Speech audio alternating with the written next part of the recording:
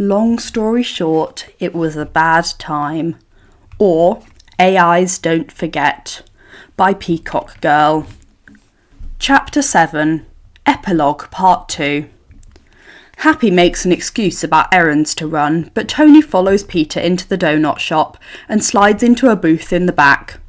For moral support, he'd claimed on the walkover. Peter would kind of like to do this alone, but he knows having Tony there means he's far less likely to leave with nothing more than a to-go cup of coffee and another awkward memory. Sometimes his brain shuts off when MJ is near, which has nothing to do with the spell. He knows he needs to do this, but it's been a day. There's definitely a part of him that thinks this can wait. He strides up to the counter anyway, relieved to see Ned on his normal stool near the kitchen. Just like he hoped, MJ's on shift. Also like he hoped, it's such a beautiful day that the place is nearly empty at 3 o'clock in the afternoon. MJ's eyes narrow slightly as she takes him in, and Peter wishes for an easy resolution. Maybe because others remember him now all his friends' memories are back, and they can just hug it out and go back to their lives. But then she says, "Nice suit, Peter Parker," and spins on her heels to deliver a menu to Tony. Instead of lurking by the counter, Peter sits right down next to Ned, who looks up from his phone. "Whoa, dude, is this a Men in Black situation? 'Cause my memory's already a bit spotty. I don't need you to take any more." Peter's heart pounds at the mention of a spotty memories, but he tilts his head in confusion until Ned jerks his thumb towards the sunglasses poking out of the pocket of his suit jacket. Tony had given them to him when they left the cemetery.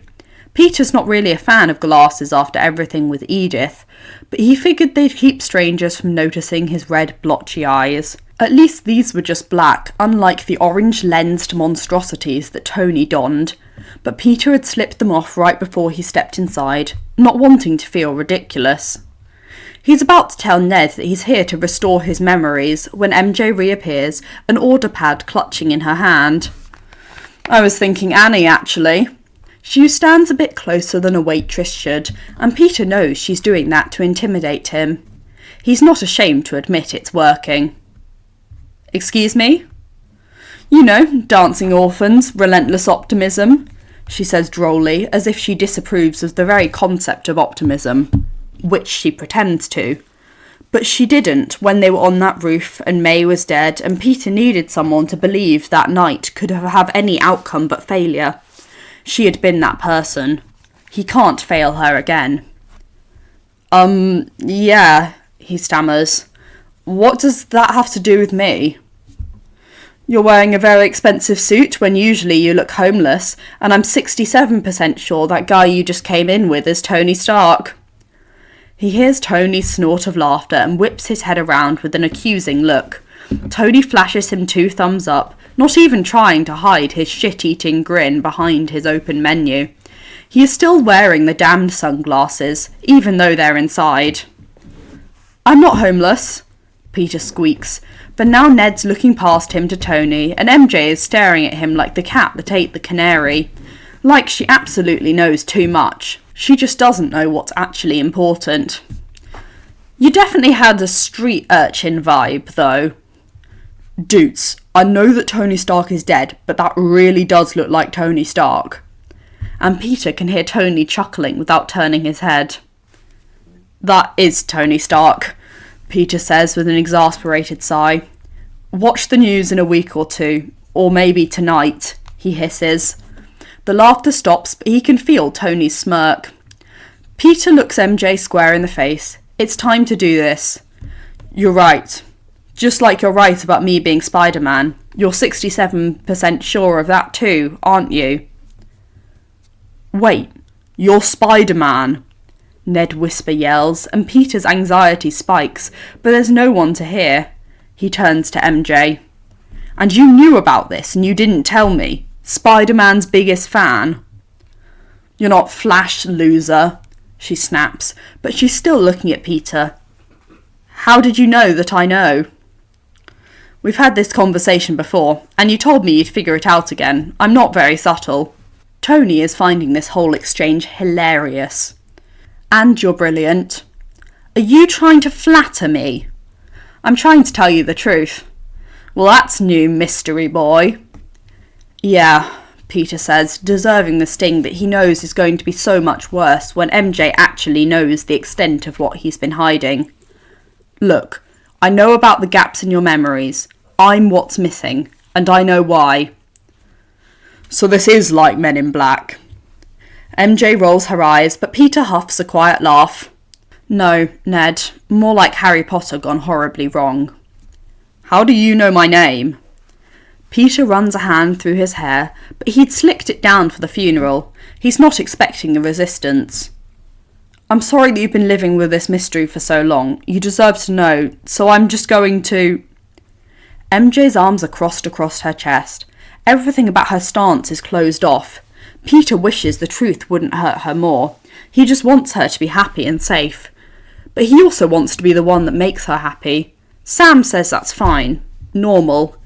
May had always liked seeing them together. Ned is practically vibrating with suspense. It's the eagerness in his eyes, the puppy dog enthusiasm that's more familiar to Peter than anything else, that unsticks the words caught in his chest like a web block. MJ might be mad at him for a long time, and she deserves to be. But Ned will forgive him. He always has. And Peter will be a better friend going forward. You were both at the Statue of Liberty the night it got destroyed, right? That's where you got your scar. Peter's fingers itch to brush across the blemished skin beneath her hairline, but he doesn't let himself move toward her. He has no right. Why were you there? Spider-Man needed help, Ned said, leaning forward, just as MJ said, It's a tourist attraction. We have every right to be there. Nope. Peter turns to her. He knows lying is a defence mechanism. God, does he know that now. It was like 4 a.m, and you wouldn't have gone there in daytime either. You were so mad when they announced they were adding a shield to the Statue of Liberty. You said it was the opposite of what Lady Liberty was supposed to stand for. You wrote letters to the President and the National Park Service and a whole bunch of senators. You were going to stage a protest, but then I got all famous and you thought that would muddy the issue. How do you know that? MJ whispers. Her voice is quiet, almost broken thing. There's only one time he's ever heard her sound like that. It's the time he needs her to remember. Because I know you. He wishes it was that easy. Couldn't she see the earnestness in his eyes? Couldn't she just trust him? I did need help. Ned's right. My aunt had died and you came to find me, on the school roof. It was sort of our place. There were all these villains from different multiverses. May wanted me to cure them before they got sent back, so they wouldn't die where they came from. So we lured them to the Statue of Liberty so no civilians would get caught in the crossfire. And you both almost died, and I wasn't the one to save you. But you did get saved, obviously, by another version of me. And also a magical cape, because your Lola is right, Ned. You are magic. Wicked, Ned whispers, eating this up. But MJ's face is blank, and it's been too long, and he doesn't know which will be worse. How she's looking at him now, or how she'll look at him once she remembers. We cured everyone, and we sent them back, but there was this spell that went wrong, and it was going to tear apart reality. There was only one way to stop it. Doctor Strange had to erase everyone's memory of me so that the universes would stabilise. He can still feel the bleakness of that moment. It had lodged in his lungs, turning every part of him cold. There had also been something numbing, like anaesthetic. It had allowed him to clean out his old apartment, find a new one, bury his aunt. But the last of it had worn off after he'd walked out of the bakery, after he'd left Ned and MJ behind. Everything had hurt. I told you both that you were going to forget me, and MJ, you said that you didn't want to do that. You said that we should workshop it, which was something you'd said the last time I tried to fix things on my own. But I told you that we couldn't, that there wasn't any time or any other way. I didn't know if that was true. But May was gone and the sky was all purple and crumbling, and I thought I deserved it, to be alone. You told me it didn't matter because you were going to figure out who I was again, because you'd done it before. And Ned. He shifts his gaze, and Ned's eyes are so wide. You made me promise that I would come and find you and tell you everything. I did come here a few weeks later, but I let you down, man. He swallows. Everything inside of him wants to flee. His palms are sweating and he feels a bit lightheaded. He might puke, or faint, or both. But he can hear Tony's heartbeat in the corner booth, so familiar and steady. Ned and MJ are right here, all their memories at the tip of his tongue, and May would want him to keep his promises. I let you both down, and I'm so sorry. We were supposed to be a team, and I abandoned you. I loved you both so much. You have every right to be mad at me, but I need you to remember. I need you to remember what it was like standing in the wreckage, knowing that you were going to forget. Even if you hate me, it'll still be better than not knowing. Please, he begs, when their stares are still blank. But then Ned is slipping off his stool, and all the air leaves Peter's lungs at the same time. The warmth comes roaring back, as Ned wraps him in a bear hug and literally lifts him off his feet. Oh my God, Peter, dude, oh my God. Ned. Peter sobs, and then he laughs. Ned squeezes him tighter, and he squeezes right back.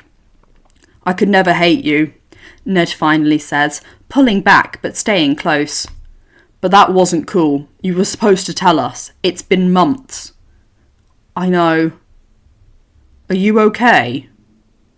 Peter melts at the question, even though he has to swallow a retort about what Captain America thinks about that particular phrasing. Ned's concern is as warm and nourishing as a home-cooked meal, unwarranted after what Peter had put him through, but freely given. I am now, he says honestly. Then MJ steps forward and Ned puts out a hand between them, protecting Peter from MJ's wrath. And Peter quails at the look on her face, as ferocious and deadly as a supervillain. I am so mad at you, she declares, voice low and threatening. She lunges at him and Peter braces for a well-deserved slap. But her arms wrap around his shoulders as she steps against his chest. Her face falls into the crook of his neck, her warm tears burning his skin. MJ, he whispers, the closest he'd ever come to a prayer. You can't do this again, she says into his skin. You can't do this to me. Never again, he promises, and boy does he mean it. Then Ned comes around and hugs him from behind. They all stay that way for some time, breathing relief.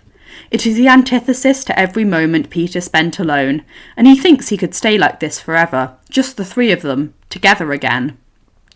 But then he feels a prickling up and down his neck, not screaming danger, imminent death, a crime he needs to stop. Just a bad idea on the edge of conception. Tony's left some cash on the table and is about to sneak out.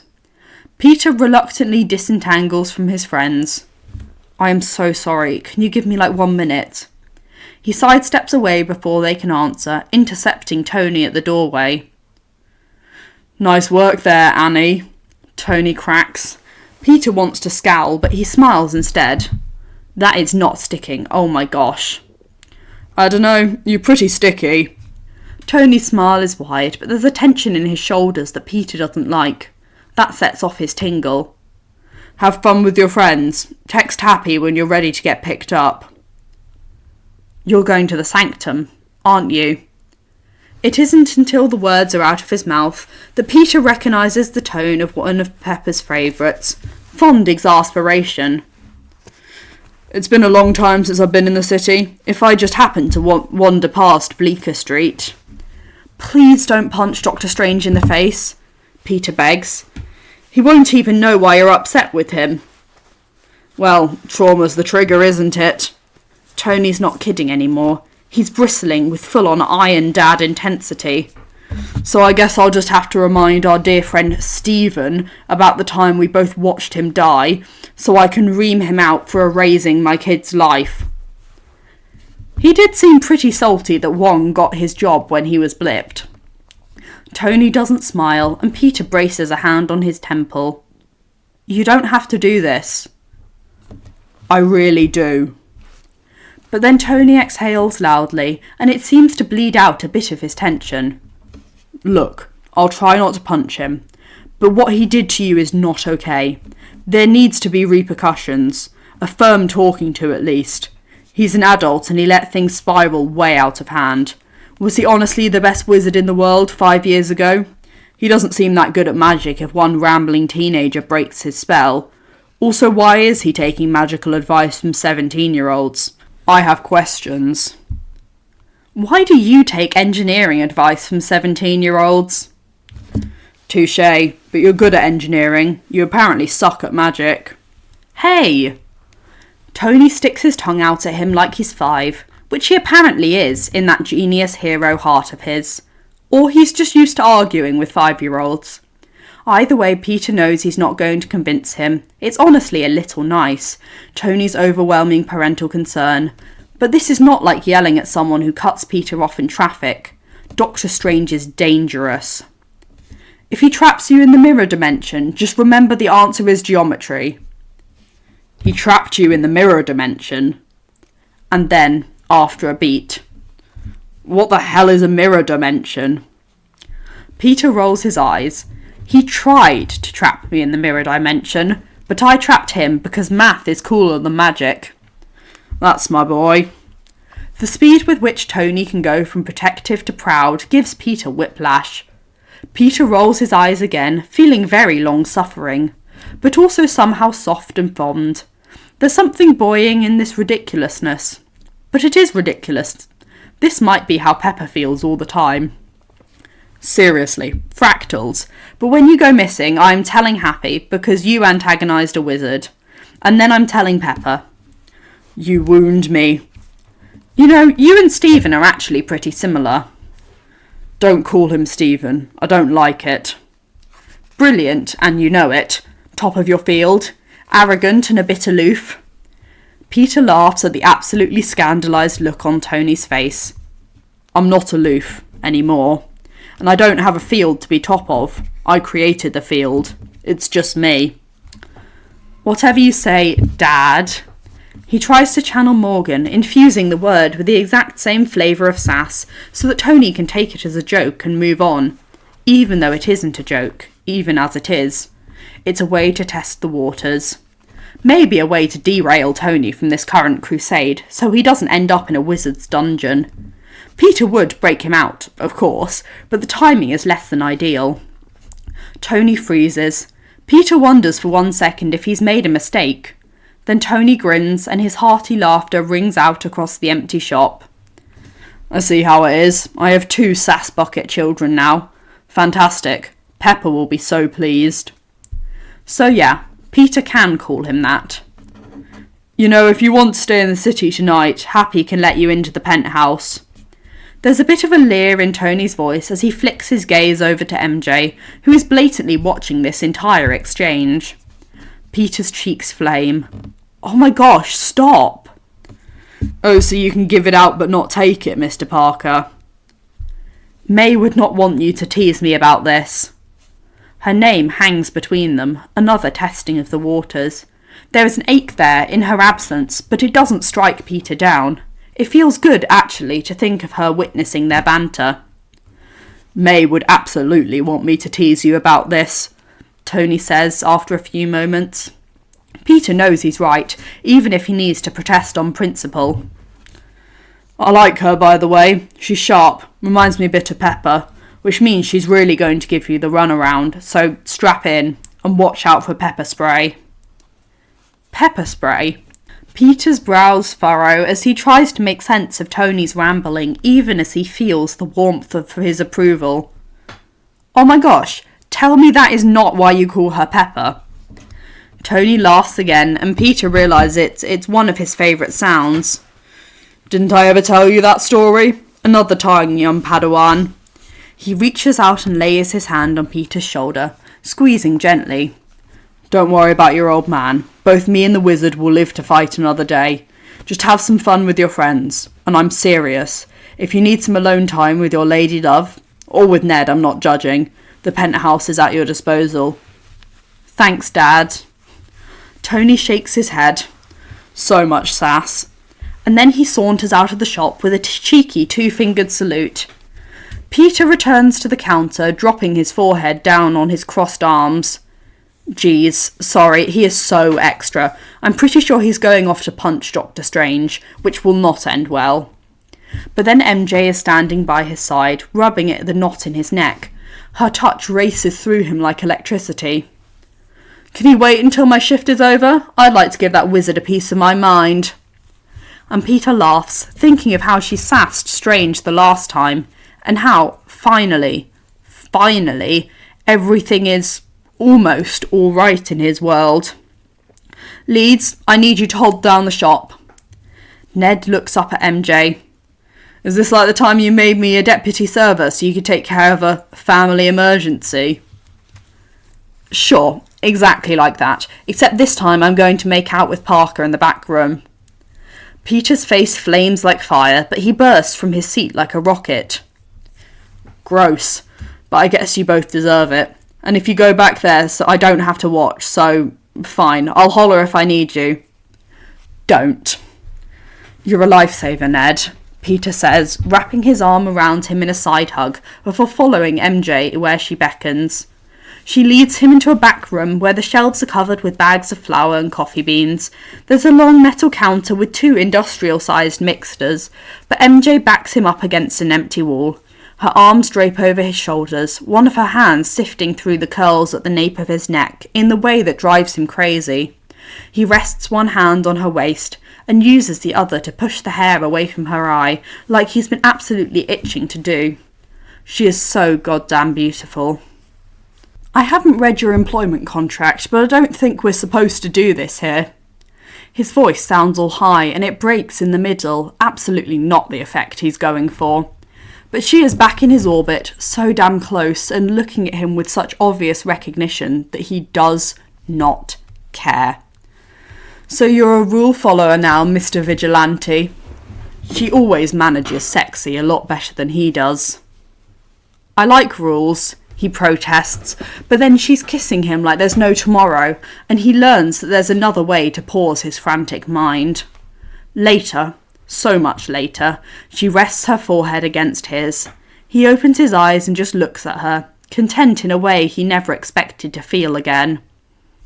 Hi. He will never tell another soul, but he notices the slight flush in her cheeks when she says, Hey. God, I missed you. I wish I could say the same. Okay, so she's still a little mad, but she was just making out with him and she's not stepping away, and Peter thinks he can work with this. I'm so sorry. You don't have to keep saying that. She huffs out a breath and pulls back a little, but not far enough to make his hands drop from her waist. You're not really homeless, are you? Because if you are, I'll feel real shitty about making that joke. He shakes his head. Not homeless. I have an apartment. She bites her lip as she stares at him. He watches her crumble and it makes him ache. She has always been so much stronger than he is. After you came in here that first time, I couldn't stop drawing you. Couldn't get my handsome face out of your mind, he teases. But she doesn't smile. That wasn't it. You know how I like to draw people in crisis, they say at the same time. He doesn't like that she saw him that way. It was funny when he was skipping out of detention. He'd have a much looser definition of crisis once. It isn't funny anymore. Well, that pretty much summed me up. Her hand wanders up his chest, nimble like a spider. You did tell someone, right? Happy or the wizard? He shakes his head, the denial on the tip of his tongue. But you made new friends at your new school? He wishes he had something to say that would take the waver from her voice, but there is only the hurtful truth. There was no new school. I was studying for the GED. But there has to be someone. This time it's her voice that cracks. Nope. He looks away because there are tears in her eyes. He is not equipped to handle that. Peter, it's been 7 months. Yeah, I know. You should have told us. She pushes him, but with the wall at his back, he has nowhere to go. She grabs at his jacket, pulling him towards her. Then she's wrapping her arms around him with the same frantic aggression. It is easier to explain when he can't see her face. May was gone, and I felt like I deserved to be alone after failing her, and you and Ned were safe. You seemed so happy the first time I came in here talking about MIT. I couldn't ruin that again. You can't keep doing this. Not again. Not if we're ever going to work. I can't watch you destroy yourself because you don't think you're worthy of help. You have people who love you, Peter Parker, but you can't keep us on the outside. You can't make us forget. God, Peter, the thought of you all alone after May for so long, it makes me want to scream. It makes me feel sick. I want to hit something with a mace. And all he wants to do is calm her down. Hey, Em, look at me. He waits until she does. Then she smiles at him until she blushes and ducks away. Then he waits until she looks back. It was a bad time. It was. A real bad time. But it's over now. I've got you and Ned back. And Mr. Stark. You don't have to worry about me. I'm going to defer my admission. No, Em, don't. She finally steps away from him, and he is so cold without her. He doesn't know, now that she's gone, how he possibly survived the past 7 months. Don't you dare, Peter Parker. Weren't you listening to me? I care about you, you idiot. Your mental health is the most important thing right now. And if I want to put off starting college for a year to help my boyfriend deal with months of psychological torture, then that's my call. And if you can't handle that... It strikes him then, how much she really loves him. And even though she's freaking out, he can't stop the dopey grin that spreads across his face. Whoa, MJ, slow down. Point taken. You can put off MIT if you want, but I'll be sad if you're in New York while I'm in Boston. She catches on so quick, all her anger turning into glorious hope. You're going to MIT? It isn't settled yet, but yeah, Tony's sure he can beg or bribe someone to get me in. I feel kind of weird about it, but once he sets his mind to something, there's no stopping him. And I probably would have gotten in anyway if not for the whole Mysterio mess. So, I'm gonna let him do it. I want to be there with you guys. Just like we planned. It's a glorious, glorious thing. I know it's late, but maybe we can still all room together. I'm sure Tony will help with rent if it's hard to find a place. He's really good at throwing money at problems, which is kind of embarrassing. You're dating a rich kid now. Hope that's okay. I know that goes against your whole vibe. He sees a shade of who she used to be in the way her body tenses, how she shrugs as if the answer isn't important, when she's already ready to run if she doesn't like what she hears. Depends. Does the rich boy have something to say to me? He's kept me waiting a long time. He grins, because he knows what she wants him to say. While this is hardly the setting he would have chosen, he'll say it to her again, later, in 100 more romantic places. I love you, MJ. Her smile is brighter than an arc reactor. I love you too, Peter Parker. Or is it Stark now? I don't even know. I was joking. And I'm not. You were kind of right about the Annie thing. She laughs, and he is not sure she really believes him, but then she's whispering, Better kiss me, Shirley Temple.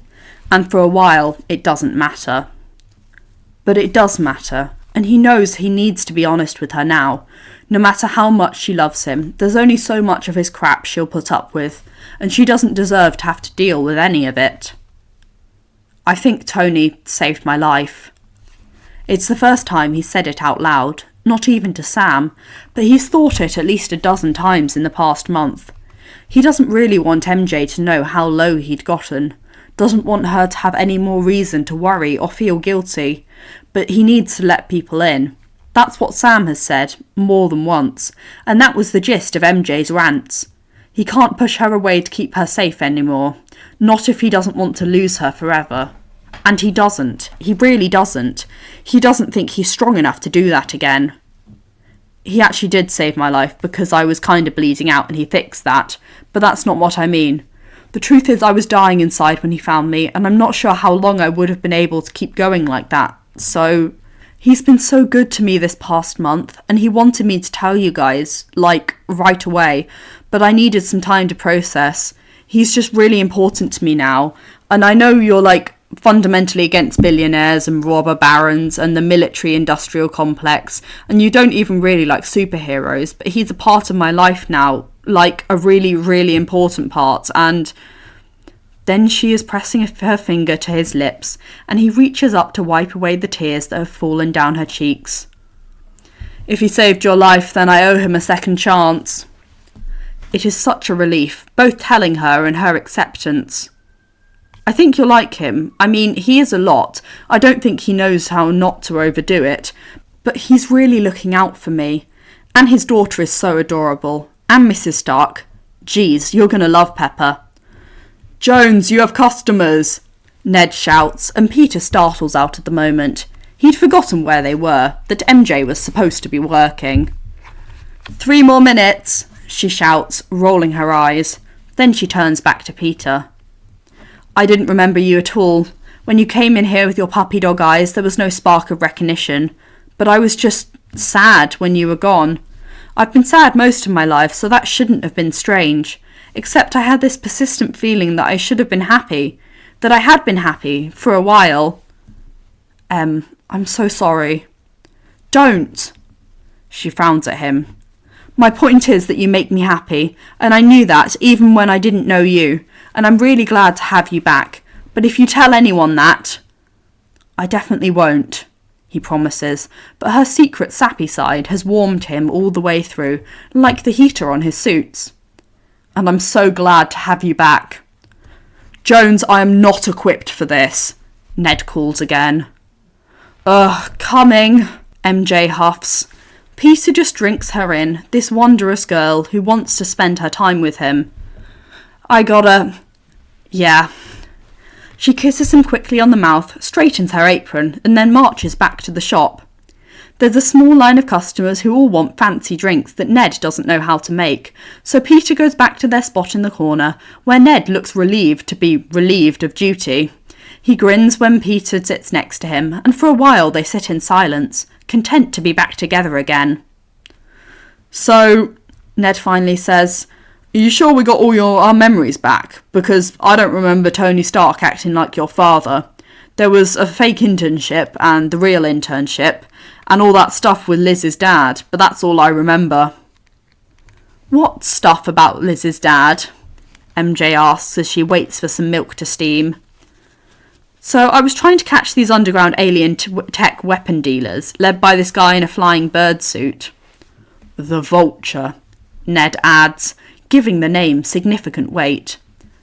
So I show up at Liz's house to pick her up for homecoming, and her dad is the Vulture, which I did not see coming. And he was all, thanks for saving my daughter in DC, but if you don't drop this right now, I will kill you. And of course I couldn't drop it because he was selling dangerous weapons to dangerous criminals. So then I had to leave homecoming and he totally tried to kill me. Huh. I bet that's why I don't find your dad all that intimidating. He wasn't trying to kill me even before we started dating. Even if he wasn't thrilled about the Spider-Man thing. Which, hey, now we get to do a do-over. MJ didn't seem impressed by any of that. And what does any of that have to do with Tony Stark? Oh, so the Vulture was trying to steal a plane leaving Avengers Tower, so I had to crash it, and Tony was checking in on me because he'd just given me a new suit. There was some rough, tough love moments, but we worked it out, and then he gave me an actual internship when originally it was just a cover. The fact that no one else realised something else was going on with you for years astounds me. Thanks, I guess? MJ just laughs and goes back to her customers. Seriously, dude, Tony Stark was throwing off some crazy dad energy. What's that about? He found me a month ago because my AI reached out to his AI. Good old Karen. Yeah, and then Friday showed him all this footage of us, and he remembered. I've been living with him ever since. He's kind of adopted me.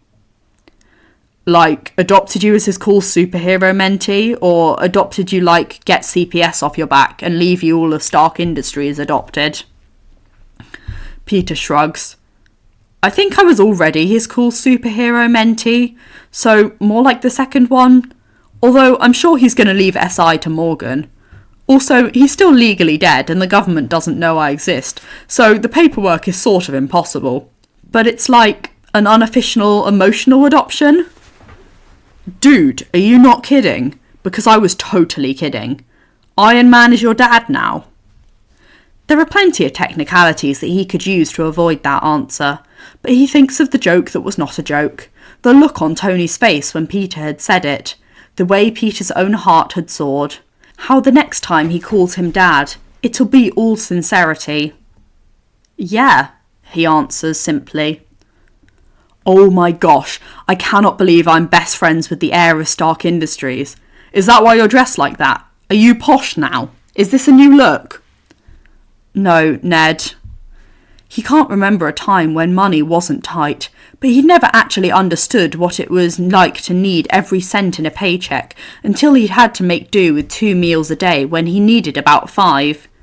Tony's excessive wealth is something he's going to need to come to terms with, but he's certainly not going to start dressing like a Tom Ford model on the regular.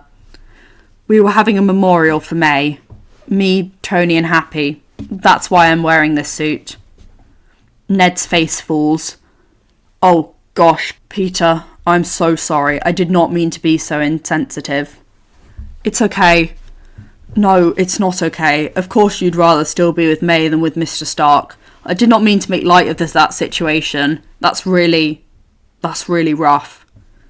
Thanks, man. If there's anything you need, I'm here for you. Seriously. Just tell me what I can do. Hug it out?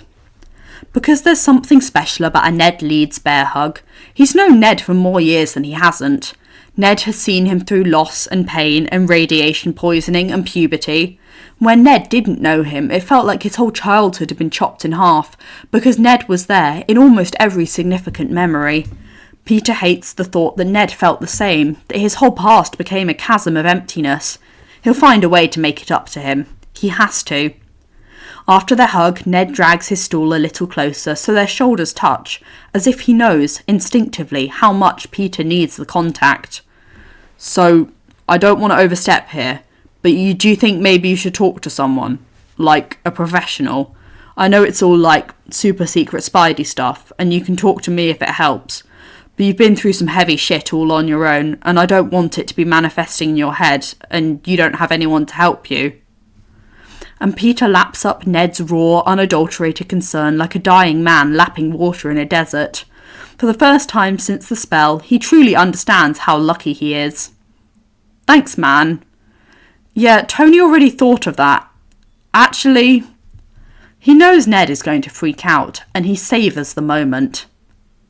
Captain America is my therapist. Ned leans back, pretending to fall out of his chair, and then overcompensates and almost does it. How come you get to say the coolest sentences in the English language? Iron Man is your father and Captain America is your therapist. What is your life?